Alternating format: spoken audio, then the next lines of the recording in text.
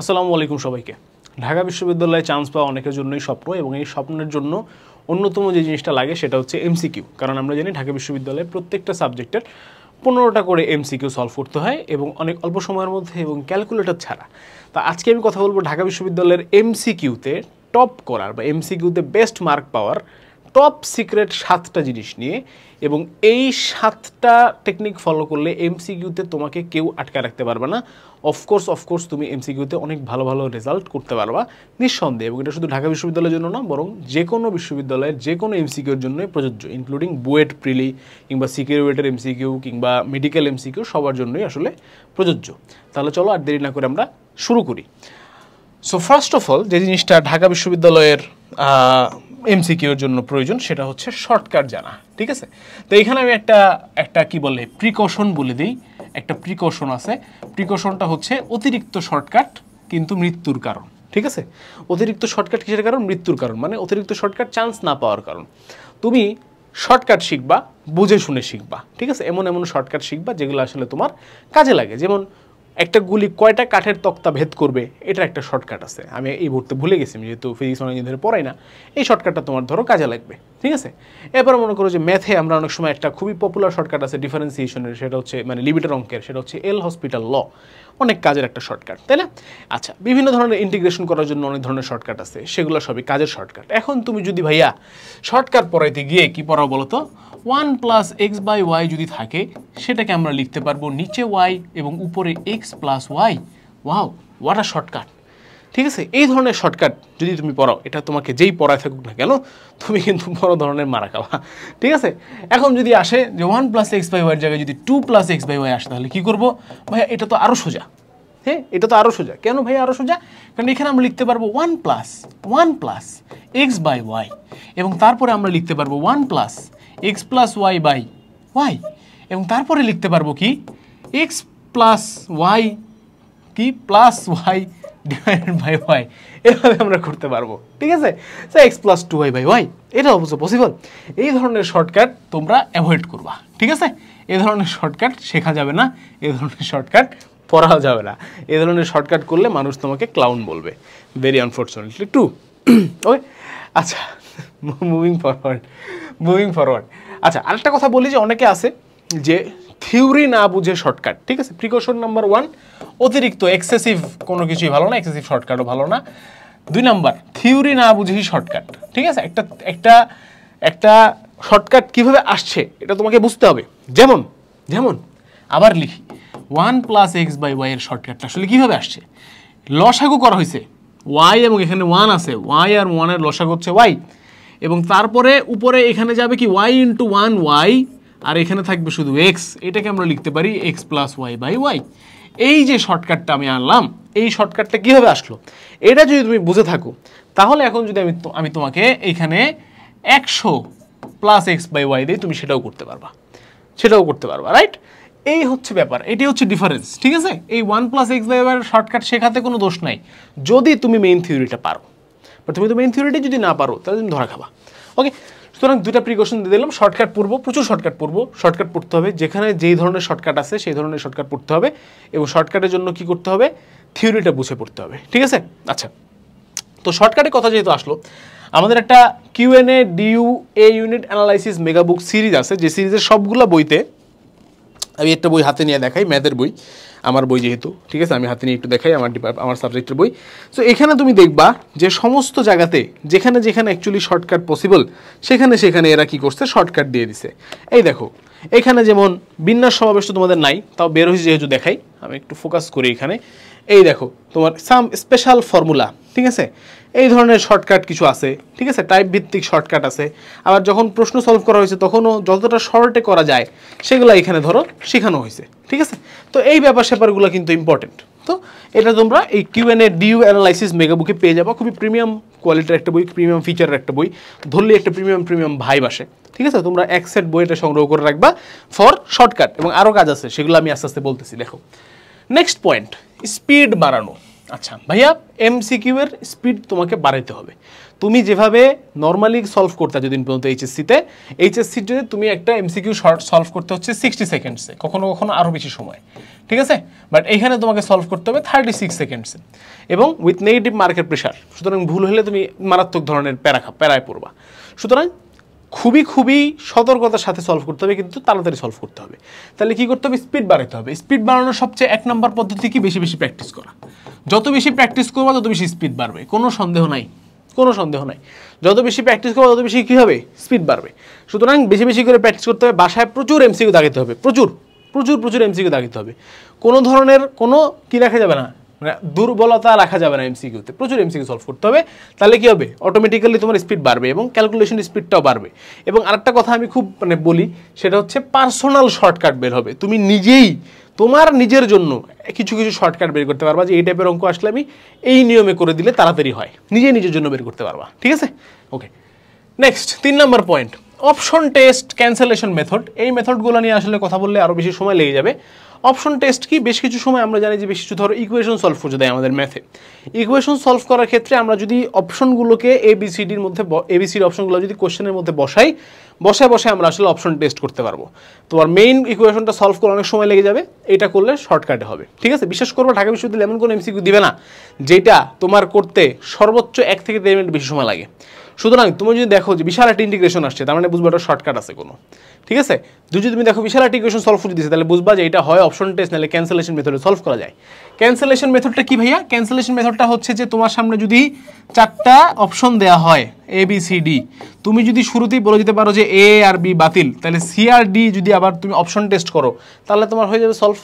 এই পিছন দিক থেকে মানে অপশন কেটে কেটে আগানোটাকে আমরা বলে থাকি হচ্ছে ক্যান্সেলেশন মেথড। অনেক কাজের একটা টেকনিক। ওকে, নেক্সট 3 ধাপ টেকনিক। আচ্ছা, 3 ধাপ টেকনিকটা কি ভাইয়া?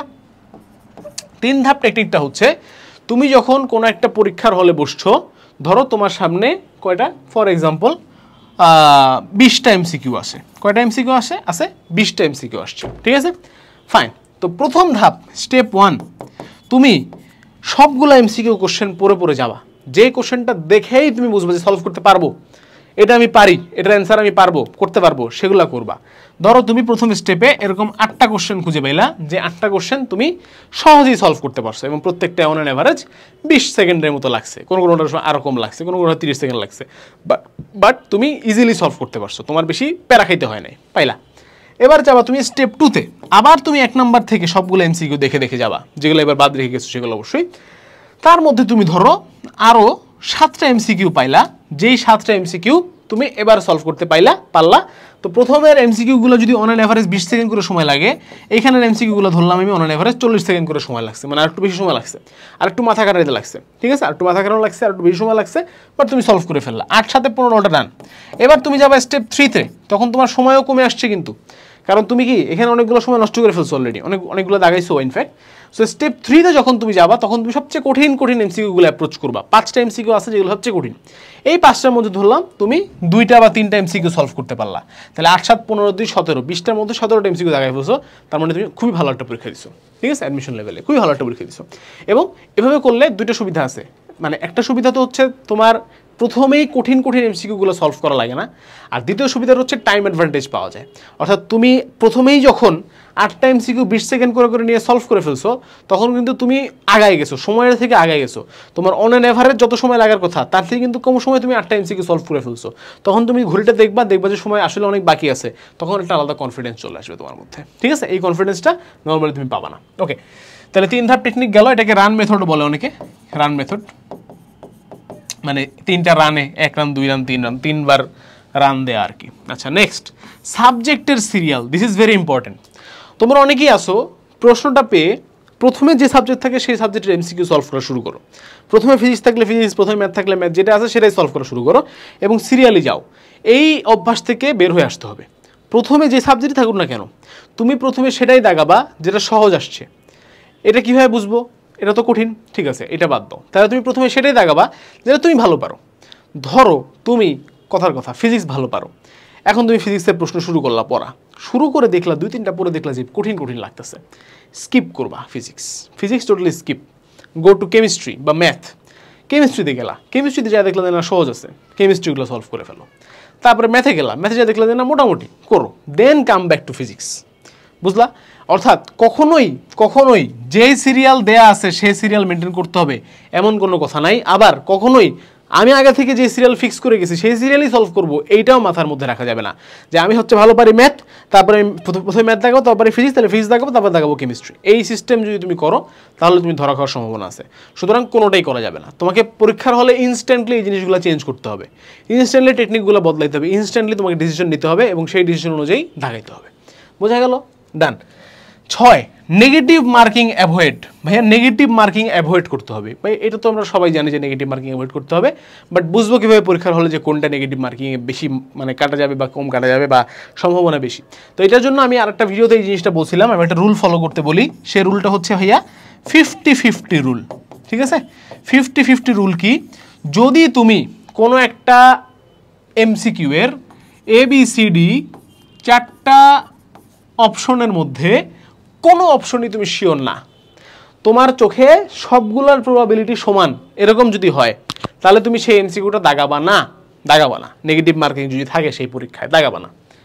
তোমার যদি মনে হয় ভাইয়া এতে হবে না এটা শিওর, বাট BCD এর মধ্যে যে কোনো একটা অ্যান্সার হইতে পারে, 3টার মধ্যে যে কোনো একটা অ্যান্সার হইতে পারে, এরকম যদি মনে হয় সেক্ষেত্রে তোমার 75% চান্স আছে সঠিক হওয়ার, ভুল হওয়ার, 25% চান্স আছে সঠিক হওয়ার।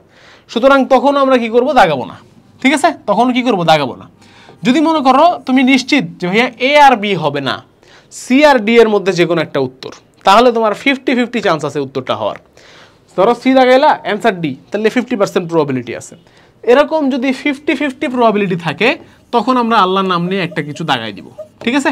আর C অপশন থাকলে অলওয়েজ C অপশনটা দাগাবা। এটা হচ্ছে নেগেটিভ মার্কিং অ্যাভয়েড করার একটা টেকনিক। ওকে? সো 50-50-তে যাবা। যদি তুমি শিওর হতে পারো যে 2টা অপশন বাদ দেওয়া যাবে, এই 2টা হবে না, অনলি দেন তুমি নেগেটিভ মার্কিংয়ে তুমি রিস্ক নিবা। ঠিক আছে? তুমি আল্লাহর নাম নিয়ে বিসমিল্লাহ বলে দাগাবা, কিছুই জানি না ভাইয়া কিন্তু নেগেটিভ মার্কিং আছে, আমরা এটা করবো না। এবং অন্য একটা ভিডিওতে আমি একদম প্রমাণ সহ দেখাইছি যে কীভাবে এই প্রবাবিলিটিটা কাজ করে।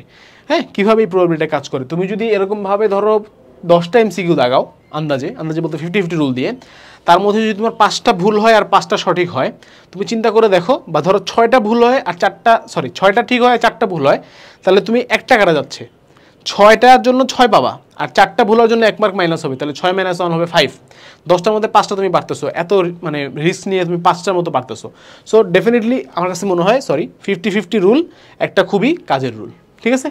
আচ্ছা, তাহলে 50-50 রুলটা তোমরা ফলো করতে পারো ফর কিসের জন্য? নেগেটিভ মার্কিং অ্যাভয়েড করার জন্য।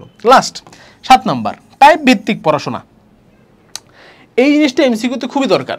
এমসিকিউ ইজ নট অ্যাবাউট বই রিডিং পড়া। এটা আমি ডিউর জন্য এবং ইঞ্জিনিয়ারিং জন্য বলতেছি। এমসিকিউ ইজ নট অ্যাবাউট বই রিডিং পড়া, এমসিকিউ ইজ নট অ্যাবাউট হাজার এমসিকিউ সলভ করে যাওয়া। এমসিকিউ তোমাকে ওই টাইপটা বুঝতে হবে, যেই টাইপটা গত বছর আসছে সেই টাইপটা এবছরও আসতে পারে, এরকম ধারণা নিয়ে তোমাকে ওই টাইপের থিওরিটা এবং শর্টকাটটা জেনে রাখতে হবে, যাতে ওই টাইপের যে কোনো এমসিকিউ আসলে তুমি সলভ করতে পারো। ওকে?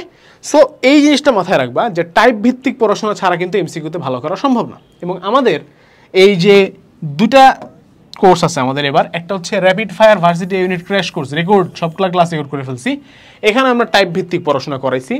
আবার আরেকটা আছে আমাদের all in one varsity unit, যেখানে আমাদের রেকর্ডেড ক্লাসও আছে, আবার লাইভ ক্লাসও আছে, আবার কি আছে প্রিন্টেড বইও আছে। এই যে তোমাদেরকে আমি বই দেখাইলাম, ঠিক আছে, হাতে নিয়ে দেখাইলাম, এই ধরনের বইগুলো তোমরা কিন্তু পেয়ে যাবা, প্রিন্টেড, বাসায় ডেলিভারি হবে এই all in one varsity unit প্রোগ্রামটা নিলে। আর রেকর্ড ক্র্যাশ কোর্সও আছে, আবার একটা আছে তোমার versatile varsity unit live class.